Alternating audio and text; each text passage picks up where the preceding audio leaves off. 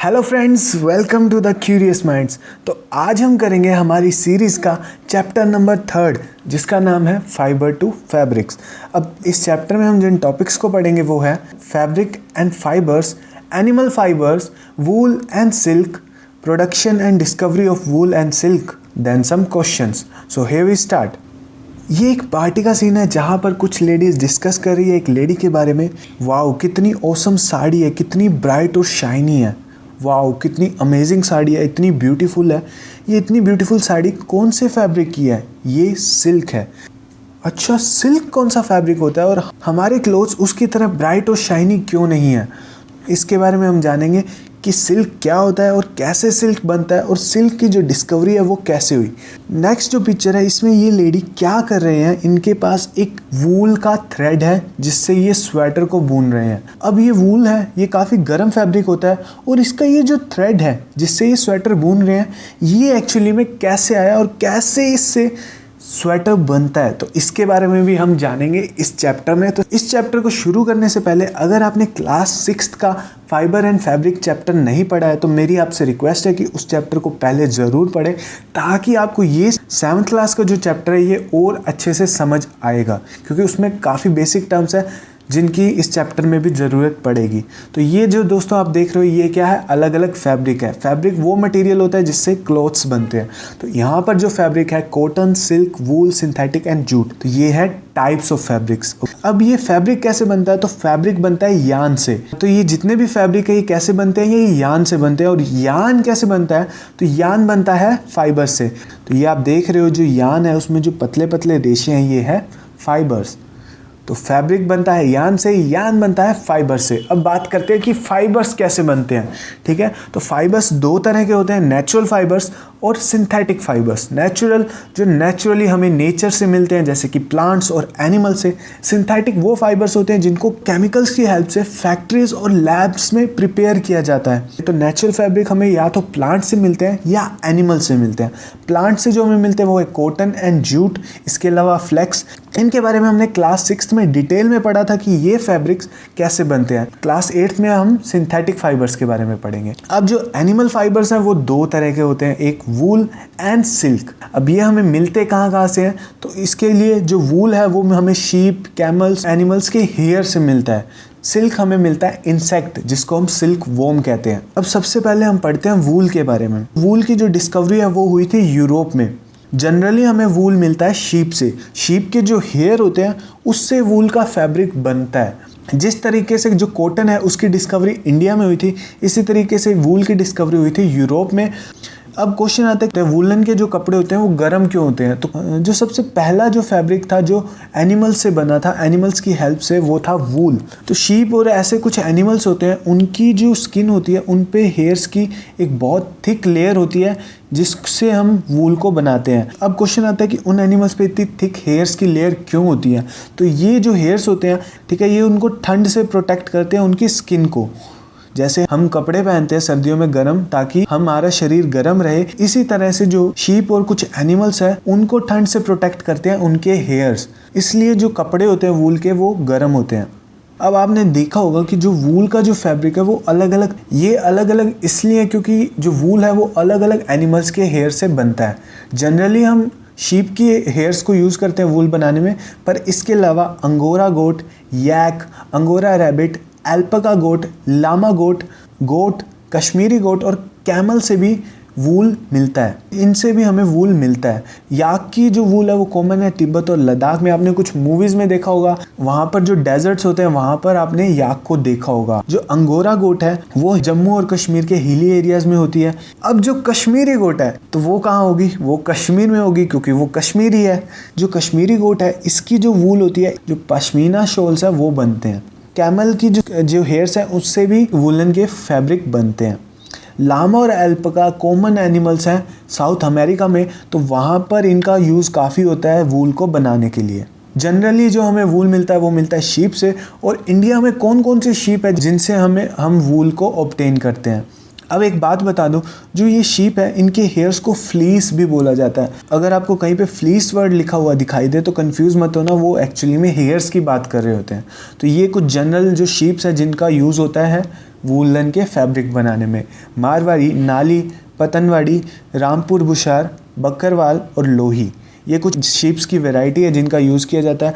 लोही जो शीप है ये राजस्थान पंजाब में कॉमन है और इनकी सबसे बेस्ट क्वालिटी होती है वूल की। इसके अलावा रामपुर बुशार यूपी और हिमाचल प्रदेश में होते हैं। नली राजस्थान, हरियाणा, पंजाब में ये शीप का यूज़ किया जाता है वूल को ऑब्टेन करने में। बकरवाल जम्मू एंड कश्मीर में होती है। मारवाड़ी और जो पटनवाड़ी है वो गुजरात में होती है। ये कुछ शीप्स की जो ब्रीड्स है जिनका यूज़ किया जाता है वूल को ऑब्टेन करने में। वूल के बारे में हमें पता लग गया। अब नेक्स्ट क्वेश्चन ये आता है कैसे इनके हेयर से वूलन के फैब्रिक बनते हैं। इसके लिए कुछ स्टेप को फॉलो किया जाता है जिनसे उनके हेयर्स को फैब्रिक में कन्वर्ट किया जाता है। तो वो कौन कौन से स्टेप है? Shearing, scoring, sorting and separating of boots, colouring of wool, rolling and spinning. इसके बाद जो हमें मिलता है वो मिलता है वूल का फैब्रिक। सबसे पहले बात करते हैं शीयरिंग। सबसे पहले जो हम शीप के हेयर्स को रिमूव करते हैं, किसकी हेल्प से? रेज़र की हेल्प से उसकी जो बॉडी है उसके हेयर्स को रिमूव किया जाता है। अब अगर हम ठंड में उनके हेयर्स को रिमूव करेंगे तो वो बहुत जल्दी ठंड से मर जाएगी। तो जो शीयरिंग होती है ये नॉर्मली हॉट क्लाइमेट के अंदर करी जाती है समर्स के टाइम में, ताकि जब तक विंटर्स आए तब तक उनके न्यू हेयर्स आ जाए जो उसको ठंड से प्रोटेक्ट कर सकें। तो फ्लीस को जो रिमूव किया जाता है इस प्रोसेस को हम शीयरिंग कहते हैं। शीयरिंग में हेयर्स के साथ साथ उनकी एक थिन लेयर, बॉडी की जो उनकी जो स्किन है उनकी एक थिन लेयर भी रिमूव हो जाती है उनकी बॉडी से। फिर उसके बाद उनके जो न्यू हेयर्स है वो आते हैं। अब जब हम शीयरिंग करते हैं तो शीयरिंग में शीप की डेथ नहीं होती, सिर्फ उनके जैसे हम हेयर कट करवाते हैं तो हमारे हेयर्स काट दिए जाते हैं, हमें दर्द नहीं होता। इसी तरीके से शीप को भी दर्द नहीं होता, बस उनके जो हेयर्स है वो रिमूव हो जाते हैं। जो शीप है उसमें दो तरह के हेयर्स प्रेजेंट होते हैं। एक होते हैं हार्ड हेयर्स जिनको हम कोर्स बियर्ड हेयर्स बोलते हैं। दूसरे होते हैं जो उसकी बॉडी की स्किन के पास होते हैं जिनको फाइन अंडर हेयर्स बोला जाता है। जो कोर्स बियर्ड हेयर्स हैं ये थोड़े हार्ड होते हैं इसलिए इनका यूज़ नहीं होता वूल ऑब्टेन करने में। जिन हेयर्स का यूज़ होता है वो होते हैं फाइन अंडर हेयर। अब शीप की अलग अलग ब्रीड होती है, तो कुछ ब्रीड्स ऐसी होती है जिनमें large amount of fine under hairs होते हैं और कुछ में बहुत कम होते हैं। हमें फाइन अंडर हेयर्स की ज़्यादा ज़रूरत होती है, इसलिए हम क्या करते हैं सिलेक्टिव ब्रीडिंग कराते हैं। सिलेक्टिव ब्रीडिंग, जो शीप्स हैं उनके पेरेंट्स को इस हिसाब से सिलेक्ट किया जाता है जो शीप उन्हें मिले उसमें large amount of fine under hairs present हो। तो शीप की जो ब्रीड है वो अलग अलग तरह की होती है और कुछ में फाइन अंडर हेयर्स की अमाउंट ज़्यादा होती है जो बेनिफिशियल होती है वूल को ऑब्टेन करने के लिए। तो शीप की जो ब्रीडिंग है वो इस तरह से उनके पेरेंट्स को सिलेक्ट किया जाता है और इस प्रोसेस को हम बोलते हैं सिलेक्टिव ब्रीडिंग। हमने शीयरिंग कर दी, अब हेयर्स हमें मिल गए। आपने कभी नाम सुना है कि वर्जिन वूल, नेचुरल वर्जिन वूल, ये कौन सी वूल होती है? तो ये सबसे बेस्ट क्वालिटी की वूल होती है और ये ऑब्टेन होती है जो लैम्ब है, जो शीप का जो बच्चा होता है उसके जो सबसे पहले हेयर्स को शेयर करके उनसे वूल बनाई जाती है, उसको हम वर्जिन वूल या न्यू वूल भी कहते हैं। ये सबसे सॉफ्ट होती है और सबसे बेस्ट क्वालिटी के जो वूल के जो कपड़े हैं वो इस वूल से बनते हैं। इसको हम वर्जिन वूल बोलते हैं। इसकी जो कॉस्ट है ये ज़्यादा होती है नॉर्मल वूल से। अब हमें हेयर्स मिल गए। अब हेयर्स में बहुत सारा स्वेट, डर्ट प्रेजेंट होता है, तो उसके लिए उसको सबसे पहले धोना पड़ता है, ठीक है। उसमें बहुत सारा ऑयल, स्वेट और बहुत सारे बैक्टीरिया, जर्म्स, बहुत कुछ प्रेजेंट होता है। तो उसके लिए हमें पहले अच्छे से उन हेयर्स को टैंक के अंदर डालकर अच्छे से वॉश किया जाता है। इस प्रोसेस को हम बोलते हैं स्कोरिंग। पहले के टाइम में जो स्कोरिंग थी वो बड़े बड़े टैंक्स में हैंड से, हाथों से धोया जाता था, पर आज हम स्कोरिंग को मशीन्स की हेल्प से करते हैं। जैसे आप देख रहे हो तो यहाँ पर क्या है, बहुत सारे हेयर्स को अच्छे से वॉश किया जा रहा है। और ये जो पिक्चर आप देख रहे हो ये क्या है, जो ऊपर वाली जो वूल है ये स्कोरिंग से पहले किया है। उसको अच्छे से वॉश करने के बाद जो वूल है वो कुछ इस तरीके से हो जाती है। मतलब वॉश करने के बाद उस वूल को सुखाया जाता है और उसके बाद वो कुछ ऐसी हो जाती है। स्कोरिंग क्या होता है? It is the process of removing dirt, grease, dust from hair remove from the sheep. और जनरली इसको मशीन की हेल्प से किया जाता है। इसमें तो जो हेयर्स रिमूव करते हैं उसको स्कोरिंग बोलते हैं। शीयरिंग करा, शीयरिंग में शेव किया था उनके सारे हेयर्स को, उसके बाद उसको वॉश किया। अब हमें हेयर्स मिल गए। अब जो हेयर्स मिले हैं ना उसमें अलग अलग तरह के हेयर होते हैं, अलग अलग टेक्सचर्स होती हैं, ठीक है। तो इसलिए उनको सॉर्ट किया जाता है, अलग अलग हेयर्स को अलग अलग कैटेगरीज में सॉर्ट किया जाता है। और जो बुर्स हैं, जैसे कि आपने देखा होगा, जो बुर्स हैं, जो वूल के जो हेयर होते हैं उन पे बुर्स वगैरह आ जाते हैं, मतलब कपड़ों पे बुर वगैरह आ जाते हैं, तो वही उनको रिमूव किया जाता है इस फाइबर से। तो ये कुछ इस तरीके से बुर्स वगैरह को रिमूव किया जाता है। ये क्या कर रहे हैं, अलग अलग टेक्सचर के वूल को सेपरेट कर रहे हैं और बुर्स को रिमूव कर रहे हैं। इसके बाद अब वूल ऑब्टेन करने के लिए जो शीप है उसको बहुत ज़्यादा प्रोटीन वाला फूड खिलाया जाता है, ताकि उस पे जो हेयर्स है वो बहुत अच्छी क्वालिटी के हैं, क्योंकि जो हेयर्स हैं ये प्रोटीन से बनते हैं। तो हेयर के अलग अलग टेक्सचर्स को सॉर्ट किया जाता है, जिसको हम सॉर्टिंग बोलते हैं, और बुर्स हैं उनको रिमूव किया जाता है, जिसको रिमूविंग ऑफ बुर कहते हैं। अब बुर रिमूव करने के बाद जो हमें हेयर्स मिले उनको फिर से वॉश किया जाता है, ठीक है, ताकि उसके जो बैक्टीरियाज है वो सब फाइबर से अच्छे से रिमूव हो जाए। तो इसके लिए उसको फिर से वॉश करके ड्राई किया जाता है, और उसके बाद जो वूल है उसकी कलरिंग करी जाती है, ठीक है। तो कलरिंग करी जाती है, पर जो वूल है वो जनरली हमें वाइट, ब्राउन और ब्लैक कलर के हेयर से बनता है। अब जिसमें से कलरिंग सिर्फ वाइट कलर की जाती है, ब्लैक और ब्राउन की कलरिंग नहीं करी जाती हेयर्स की। जो शीप है उसके हेयर्स के कौन से कलर के होते हैं, ये वाइट कलर के होते हैं। उसके बाद उनकी कलरिंग करी जाती है और उनको डाई किया जाता है, फिर सुखाया जाता है। और कलरिंग के बाद जो हमें फैब्रिक है उनको स्ट्रेट किया जाता है, जो फाइबर्स मिले हैं उनको स्ट्रेट किया जाता है कोम की या कार्डिंग मशीन की हेल्प से, ठीक है। तो ये आप जो देख रहे हो यहाँ पर, ये वुमेन क्या कर रही है, ये कोम की हेल्प से वूल को क्या कर रही है, स्ट्रेट कर रही है। इसको हम कार्डिंग ऑफ वूल कहते हैं। जब हम कोम के ऊपर कोम को रख के ऐसे खींचते हैं तो ये जो है हमें इसके लॉन्ग और स्ट्रेट फाइबर्स मिल जाते हैं। और इसको अगर हमें थोड़ा फास्ट करना है तो इसे हम मशीन की हेल्प से भी कर सकते हैं। जैसा कि आप ये वीडियो में देख रहे हो, ये लेडी क्या कर रहे हैं, ये कार्डिंग मशीन की हेल्प से जो वूल है उसको स्ट्रेट कर रहे हैं, ठीक है। इसमें क्या कर रहे हैं, इसमें दो रोलर्स के बीच में वूल को रोल किया जा रहा है, ताकि जो वूल के जो फाइबर्स, जो फैब्रिक है वो लॉन्ग और स्ट्रेट हो जाए। इसको हम कार्डिंग ऑफ वूल कहते हैं। इसमें वूल को स्ट्रेट, कॉम और रोल किया जाता है। उसके बाद हमें लॉन्ग स्ट्रेट फाइबर्स मिल जाते हैं। उसके बाद वो वूल रेडी होता है यार्न में कन्वर्ट करने के लिए। तो यार्न मैंने आपको बताया था लास्ट चैप्टर में कैसे बनता है, स्पिनिंग के थ्रू। स्पिनिंग है वो जनरली चरखे की हेल्प से होती है, जिसको स्पिनिंग व्हील कहते हैं। तो ये आप देख रहे हो, ये एक पूनी बनाई जाती है जिसको तकली या चरखे की हेल्प से फाइबर्स है उनको पुल, ट्विस्ट किया जाता है, ताकि वो यार्न में कन्वर्ट हो जाए। ये जो आप पिक्चर देख रहे हो, इसमें वो क्या कर रहे हैं, इन स्ट्रेट फाइबर्स को यार्न में कन्वर्ट कर रहे हैं चरखे की हेल्प से। तो इस तरीके से स्पिनिंग के बाद हमें वूल का यार्न मिल जाता है, जो बिल्कुल रेडी होता है क्लोथ्स बनाने के लिए। तो स्पिनिंग में स्ट्रेट, तो कार्डिंग में हम स्ट्रेट करते हैं, कोम करते हैं, रोल करते हैं यार्न को। उसके बाद स्पिनिंग की हेल्प से हम उसे यार्न के अंदर कन्वर्ट करते हैं। तो हमें मिल चुका है यार्न। यार्न रेडी है क्लोथ्स बनाने के लिए। तो क्लोथ्स, यार्न से क्लोथ्स कैसे बन रहे हैं, इसके लिए दो मेथड होते हैं, जो मैंने आपको बताया था लास्ट चैप्टर क्लास 6 में भी। वो क्या है, निटिंग और वीविंग। नीटिंग में हम सिंगल थ्रेड की हेल्प से क्लोथ बनाते हैं। नीटिंग में हम सिंगल थ्रेड का यूज़ करते हैं, जबकि वीविंग में हम दो थ्रेड्स की हेल्प से फैब्रिक बनाते हैं, ठीक है। इसको डिटेल में क्लास 6 में समझाया था। तो यहाँ पर हमें जो वूल के जो फैब्रिक है वो तैयार हो गए। आई थिंक आपको समझ आ गया होगा कि क्या हुआ था। फिर से रिपीट करता हूँ। सबसे पहले हमने हेयर्स को ऑब्टेन किया, उसको हम शीरिंग बोलते हैं। उसमें जो डर्ट वगैरह था उसको वॉश किया, जिसको हम स्कोरिंग बोलते हैं। उसके बाद जो फैब्रिक है वो कुछ ऐसा था जिसको हमने स्ट्रेट किया कोम और कार्डिंग मशीन की हेल्प से, जिसको हमने कार्डिंग ऑफ वूल का। अब हमारे पास स्ट्रेट जो फाइबर्स मिल गए, उसको हमने यार्न में कन्वर्ट किया स्पिनिंग की हेल्प से। तो फिर से मैं आपको समझाऊं तो सबसे पहले शीरिंग हुई, शेव किया हमने। उसके बाद अच्छे से डर्ट वगैरह को रिमूव किया। उसके बाद कार्डिंग मशीन की हेल्प से हमने उसको स्ट्रेट किया। फाइबर्स की थिन शीट मिल गई, थिन और स्ट्रेट फाइबर्स की शीट्स मिल गई, जिसको हमने तकली की हेल्प से यार्न में कन्वर्ट किया। और एट द एंड हमें यार्न मिल गया। फिर वीविंग और नीटिंग की हेल्प से हमने जो वूल के जो फैब्रिक है उन्हें ऑब्टेन कर लिया। एक जो सबसे बड़ी प्रॉब्लम आती है वूल को बनाने के अंदर, वो है ऑक्यूपेशनल हजार्ड।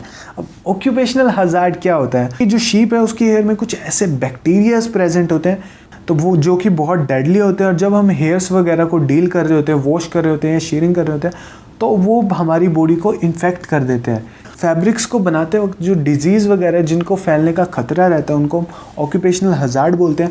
और ये जो आप पिक्चर देख रहे हो, ये क्या है, एंथ्रेक्स, ठीक है। एंथ्रेक्स में क्या होता है कि जो बॉडी की जो स्किन है वो फटने लग जाती है। जो फार्म के जो एनिमल्स होते हैं वो क्या करते हैं, उनमें डेडली बैक्टीरिया प्रेजेंट होता है जो एंथ्रेक्स कोज करता है, और उसके अंदर आपकी जो स्किन है वो ऐसे कुछ इस तरीके से फटने लग जाती है, और ये बहुत ही डेडली डिजीज़ है।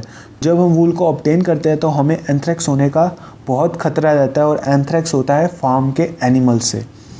तो यहाँ पर वूल हो गया ख़त्म। आई थिंक आपको वूल समझ आ गया होगा। अब नेक्स्ट है सिल्क। तो सिल्क बहुत ही शाइनी और बहुत ही ब्यूटीफुल फैब्रिक होता है, और जो सिल्क की जो फार्मिंग है उसको हम सेरिकल्चर बोलते हैं। सिल्क एक ऐसा फैब्रिक है जो हमें मिलता है इंसेक्ट से, ठीक है, इंसेक्ट जिसको सिल्क वॉर्म कहते हैं। सबसे स्ट्रॉन्गेस्ट नेचुरल फाइबर है वो है सिल्क। अब सिल्क की जो डिस्कवरी है वो कैसे हुई, तो इसके पीछे भी एक बहुत इंटरेस्टिंग स्टोरी है। तो सिल्क की जो डिस्कवरी हुई थी वो हुई थी चाइना में, और इसकी डिस्कवरी करी थी एक प्रिंसेस ने। एक दिन वो जो चाइनीज़ प्रिंसेस है वो एक मलबरी ट्री के नीचे बैठकर चाय पी रही होती है, और अचानक से क्या होता है, जब वो चाय पी रही होती है तो उस मलबरी ट्री से एक ककून आकर उसकी टी में गिर जाता है, और जो क्वीन है वो उस टी को देखने लग जाती है। अब क्या होता है कि जैसे ही कोकून उस हॉट टी के अंदर आके गिरता है तो उसमें से जो उस कोकून का जो फाइबर है वो अलग होने लग जाता है, और वो फाइबर काफ़ी शाइनी होता है। तो उसको देख के जो क्वीन है उस फाइबर को खींचना शुरू करती है, और वो देखती है कि एक बहुत ही लंबा फाइबर है जिसको खींचती रहती है, और लास्ट में देखती है कि एक लार्वा उस कोकून के अंदर होता है। तो वो देखती है कि अगर मैं इतना जो शाइनी और स्मूथ जो ये फाइबर है, अगर इसकी हेल्प से क्लॉथ बनाऊं तो वो भी कितने शाइनी और स्मूथ होंगे। तो फिर उसने क्या किया, तो इस तरीके से जो सिल्क है वो डिस्कवर हुआ। फिर इसने काफ़ी सारे जो कोकून्स हैं उनको लेकर फैब्रिक बनाया, और इस तरीके से चाइना में सिल्क की शुरुआत हुई। अब जो चाइनीज़ हैं उन्होंने ये जो सिल्क बनाने का तरीका हज़ारों साल तक किसी को नहीं बताया। वो क्या करते थे, सिल्क पूरे वर्ल्ड में एक्सपोर्ट करते थे, और किसी को भी उन्होंने नहीं बताया कि उन्होंने ये सिल्क कैसे बनाया। तो हज़ारों सालों तक चाइना ने ये बात किसी को नहीं बताई, बट एक्चुअली में जो वो सिल्क बनाते थे वो सिल्क वॉर्म की हेल्प से बनाते थे, उनके ककून से। तो कैसे वो सिल्क बनाते थे उसके बारे में हम जानते हैं। अब जो चाइना है उन्होंने इतना सिल्क को एक्सपोर्ट किया, जिस रूट से वो सिल्क को एक्सपोर्ट करते थे पूरे वर्ल्ड में, उस रूट को द सिल्क रोड नाम दे दिया गया। तो ये आप जो देख रहे हो ये सिल्क रूट है, क्योंकि चाइनीज़ ने ये तरीका किसी को बताया नहीं था, और ये फैब्रिक इतना ब्यूटीफुल और इतना अच्छा था कि पूरी वर्ल्ड में वो जो चाइना है वो इसको एक्सपोर्ट करता था। और हज़ारों सालों के बाद वो धीरे धीरे चाइनीज़ मर्चेंट्स के थ्रू हज़ारों सालों के बाद दूसरी कंट्रीज़ को पता लग गया, और दूसरी कंट्री ने भी जो सिल्क है उसको बनाना शुरू कर दिया। अब सिल्क वॉर्म से सिल्क कैसे बनता है, तो इसके भी कुछ स्टेप्स होते हैं। तो कौन कौन से स्टेप्स होते हैं, तो ये 5 स्टेप जिनको फॉलो किया जाता है सिल्क बनाने के अंदर। इन स्टेप को हम डिटेल में समझते हैं। तो सबसे पहले क्या होता है, जो सिल्क मोथ है, फीमेल सिल्क मोथ, वो मलबरी ट्री के ऊपर एग्स को ले करती है, ठीक है। फीमेल सिल्क मोथ एग्स को ले करती है, और वो ऑलमोस्ट 200 से 500 एग्स को ले करती है मलबरी ट्री के ऊपर। और जो ये एग्स होते हैं ये गोल्डन येलो कलर के होते हैं, कुछ इस तरीके से काफ़ी सारे एग्स को ये ले करती है मलबरी ट्री के ऊपर। उसके बाद इन एग्स को लगभग 1 से 10 डेज़ का टाइम लगता है हैच होने के लिए। हैच होने के बाद जो छोटे छोटे जो सिल्क वॉर्म है वो उसमें से निकलने लग जाते हैं, और उनका साइज़ बहुत ही छोटा होता है। तो ये छोटे छोटे सिल्क वॉर्म इसमें से निकलने लग जाते हैं, और इनका साइज़ बहुत ही छोटा होता है। और जैसे ये हैच होते हैं उसके बाद ये ईट करना शुरू कर देते हैं। ये ईट करते हैं मलबरी की लीव्स को। तो इसलिए इन सिल्क वॉर्म्स को बहुत सारी मलबरी ट्री प्रोवाइड करी जाती है ताकि ये उसको ईट कर सकें। और ये ऑलमोस्ट 25 डेज़ तक मलबरी जो लीव्स है उसको ईट करते हैं, और ये अपने वेट से बहुत ज़्यादा जो लीव्स हैं उनको ईट करते हैं। तो इतने सारी जो मलबरी लीव्स है ये इनको ईट करते हैं, इससे इनका जो वेट है वो बहुत जल्दी बढ़ता है, बहुत जल्दी इनका जो साइज़ है वो बढ़ने लग जाता है। और ऑलमोस्ट 24 डेज़ के बाद ये लीव्स को ईट करना बंद कर देते हैं। और फिर ये क्या करते हैं, फिर ये अगली स्टेज पर जाने के लिए रेडी हो जाते हैं। उसके लिए क्या करते हैं, इनका जो माउथ है उसमें से सलाइवा निकलने लग जाता है। तो जब सिल्क वॉर्म अगली स्टेज पर जाने के लिए रेडी हो जाते हैं, जिसको हम प्यूपा कहते हैं, तो ये लीव्स को ईट करना बंद कर देते हैं। अब ये सिल्क वॉर्म रेडी होते हैं प्यूपा के अंदर कन्वर्ट होने के लिए, तो इनको एक ऐसी जगह पर रख दिया जाता है ताकि ये ईजिली प्यूपा में कन्वर्ट हो सके। तो ये कैसे कन्वर्ट होते हैं, इनका जो माउथ है उसमें से जो सलाइवा निकलता है वो कॉन्टीन्यूस सलाइवा निकलता रहता है इनके माउथ से, ठीक है। तो जब वो सलाइवा निकलता है तो जो सिल्क वॉर्म है वो अपने हेड को साइड टू साइड मूव करता है और धीरे धीरे कोकून में शिफ्ट होने लग जाता है। ये आप जो पिक्चर देख रहे हो इसमें वो धीरे धीरे अपने हेड को मूव करता है और एक कॉन्टीन्यूस लॉन्ग फाइबर की हेल्प से वो कोकून बना लेता है। तो धीरे धीरे उसको अपनी साइड वाइज मूवमेंट से वो कोकून बना लेता है। और कोकून बनने के बाद जब ये सिल्क कोकून में कन्वर्ट हो जाता है तो कोकून बनने के बाद उनके जो कोकून्स हैं उनको ऑब्टेन कर लिया जाता है। और फिर क्या किया जाता है, फिर होती है डेथ, किसकी, सिल्क वॉर्म की। तो ये एक कड़वी सच्चाई है सिल्क के बारे में, क्योंकि जब सिल्क बनाते हैं तो सिल्क वॉर्म की डेथ हो जाती है। जो सिल्क वॉर्म है उसकी नेक्स्ट स्टेज होती है सिल्क मोथ। प्यूपा के बाद वो सिल्क मोथ उसको बनने ही नहीं दिया जाता, उसको बीच में ही मार दिया जाता है। कैसे मारा जाता है, तो क्या होता है, इन कोकून्स को ऑब्टेन कर लिया जाता है और फिर उनको बॉईल कर दिया जाता है। उनको फिर वो गर्म पानी में बॉईल करते हैं और इसके अंदर जो कोकून है इसके अंदर जो लार्वा प्रेजेंट होता है उसकी डेथ हो जाती है जब इसको बॉईल किया जाता है गर्म पानी के अंदर। उसमें से जो जब हम कोकून्स को बॉईल करते हैं तो उसमें से जो उसकी जो फाइबर्स है वो अलग होने लग जाते हैं और उन लॉन्ग फाइबर्स को एक बैम्बू स्टिक की हेल्प से ऑब्टेन कर लिया जाता है। तो कुछ इस तरीके से उन सारे फाइबर्स को एक बैम्बू स्टिक में एक होल की हेल्प से पुल किया जाता है और तो फिर हमें जो मिलता है, तो फिर हमें लॉन्ग फाइबर मिल जाता है सिल्क का। इस प्रोसेस को हम रीलिंग ऑफ सिल्क कहते हैं। कोकून में से जो हम उसके फाइबर्स को अलग कर रहे हैं उस प्रोसेस को रीलिंग ऑफ सिल्क कहा जाता है। यहाँ पर हमें रॉ सिल्क मिल जाता है। आज के टाइम में जो रीलिंग ऑफ सिल्क है वो मशीन की हेल्प से भी होती है और उस मशीन की हेल्प से बहुत ज़्यादा फास्ट सिल्क को ऑब्टेन कर सकते हैं। अब हमें सिल्क के जो लॉन्ग फाइबर्स मिल गए उसके बाद स्पिनिंग करके उसको यार्न में कन्वर्ट किया जाता है। तो ये आप जो देख रहे हो ये स्पिनिंग है, उसको इस तरीके से रोटेट किया जाता है और इस तरीके से उसके जो थ्रेड है वो ऑब्टेन हो जाते हैं।